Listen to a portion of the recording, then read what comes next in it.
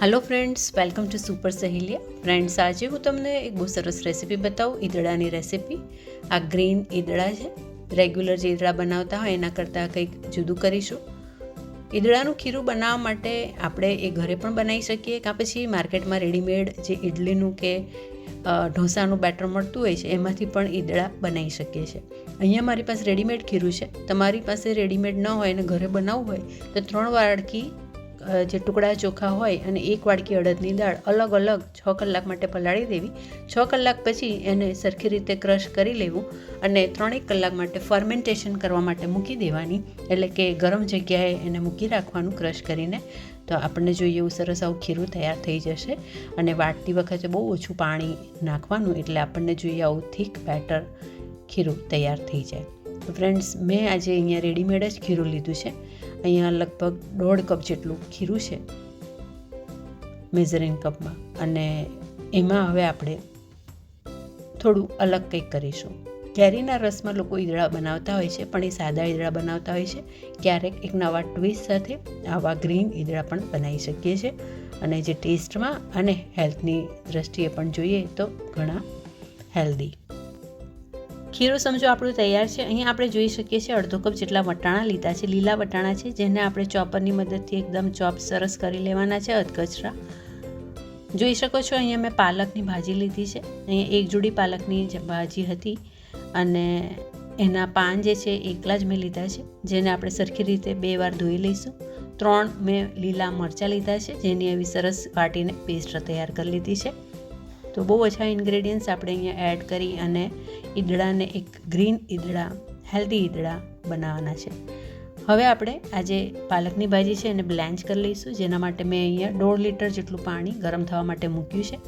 અને હવે પાણી ગરમ થાય તે દરમિયાનમાં આપણે જે વટાણા છે એ ચોપરમાં ચલાવી અને થોડા અધકચરા એને કરી લઈએ।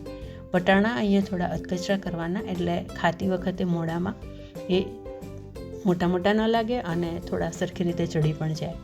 પાલકની ભાજી જે છે એને મેં 2 વાર ધોઈ લીધી છે, અને ફરીથી હવે ગરમ થયેલા પાણીમાં એને એડ કરી લઈશું। 2 મિનિટ માટે જ ગરમ પાણીમાં એને થોડી રાખવાની છે, એટલે એના જે અશુદ્ધિ હોય એ બધી દૂર થઈ જાય, અને એને પછી તરત જ 2 મિનિટ રાખી અને ઠંડા પાણી નીચે ધોઈ લેવાની છે, એટલે એની કુકિંગ પ્રોસેસ સ્ટોપ થઈ જશે અને કલર સરસ આપણને જોઈએ છે એવું ગ્રીન રહેશે। તો જુઓ, આ રીતે મેં તરત ઠંડુ પાણી ઉપર એડ કરી લીધું છે। હવે એને ક્રશ કરી લઈશું મિક્સરમાં, સરસ એની પ્યોરી તૈયાર કરી લઈશું। ગ્રીન કલર સરસ દેખાઈ રહ્યો છે। આ પ્યોરીને આપણે જે બેટર છે, ખીરું છે, એમાં એડ કરી લઈશું। હવે આપણે જે વટાણા જે છે અધકચરા ચોપ કરીને રાખ્યા છે, લીલા વટાણા, એ પણ એડ કરી લઈશું। હવે આપણે જે મરચાંની પેસ્ટ છે એ એડ કરી લઈશું। એ મીડિયમ તીખા મરચાં છે, અને લગભગ આ જોઈ શકીએ 1 ચમચી જેટલી લીલા મરચાંની પેસ્ટ એડ કરી છે। અહીંયા મીઠું 1/2 થી 1 ચમચી જેટલું એડ કરવાનું। ખીરામાં ઓલરેડી મીઠું હતું, એટલે અહીંયા હું 1/2 ચમચી જેટલું મીઠું એડ કરી રહી છું। બધું હલાવી અને મિક્સ કરી દઈશું। આપણે આ બેટર તૈયાર છે। આમાં કોઈ બી જાતનો મીઠો સોડા વગેરે નાખવાની જરૂર નથી। વ્યવસ્થિત ફર્મેન્ટ થયેલું જ ખીરું છે, એટલે એ બહુ સરસ સોફ્ટ જ બનવાના છે અને જાળીદાર બનવાના છે। હવે અહીંયા એક સ્ટીમર લઈ લઈશું, અને આપણે એને ગ્રીસ કરેલી પ્લેટમાં એને સ્ટીમ કરી લઈશું 15-1 મિનિટ માટે મીડિયમ ફ્લેમ પર। તો ફ્રેન્ડ્સ, ઈદડા જે છે એ વ્હાઈટ ઈદડા નોર્મલી બધા બનાવતા હોય। કેરીના રસની સાથે ઈદડા ખાવાની મજા આવે।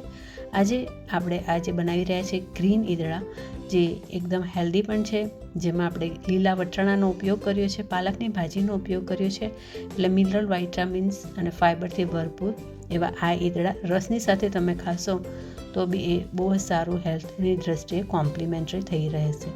2 પ્લેટને સરખી રીતે ગ્રીસ કરી અને મીડિયમ ફ્લેમે 15 થી 20 મિનિટ માટે આપણે ઈદડાને થવા દેવાના છે। ફ્રેન્ડ્સ, આ રીતે ચોક્કસથી ઈદડા સિઝનમાં ટ્રાય કરજો। હવે માર્કેટમાં કેરીઓ થોડા ટાઈમમાં જ પુષ્કળ આવશે, અને રસની સાથે ઈદડા એક નવા ટેસ્ટમાં તમે ટ્રાય કરી શકો છો। 15-1 મિનિટ પછી આપણે જોઈ લઈશું, સરસ રીતે બફાઈ ગયા છે। જો બફાયા પછી એનો કલર થોડો ચેન્જ થઈ ગયો છે। ખોલી લઈશું, અને એને હવે થોડું ઠંડુ પડે પછી સ્ક્વેર પીસીસ કરી અને સર્વ કરીશું। તો એકલા પણ ખાવાના ગમે એવા આ ઈદડા ચોક્કસથી ટ્રાય કરજો। સુપર સહેલિયા ઉપર આવી રીતે ઘરના જ ઇન્ગ્રેડિયન્ટ્સમાંથી સરળ રેસીપી સરળ રીતે ઝટપટ બની જાય અને એ પણ હેલ્ધી જોવા ચેનલને જરૂરથી સબસ્ક્રાઈબ કરજો.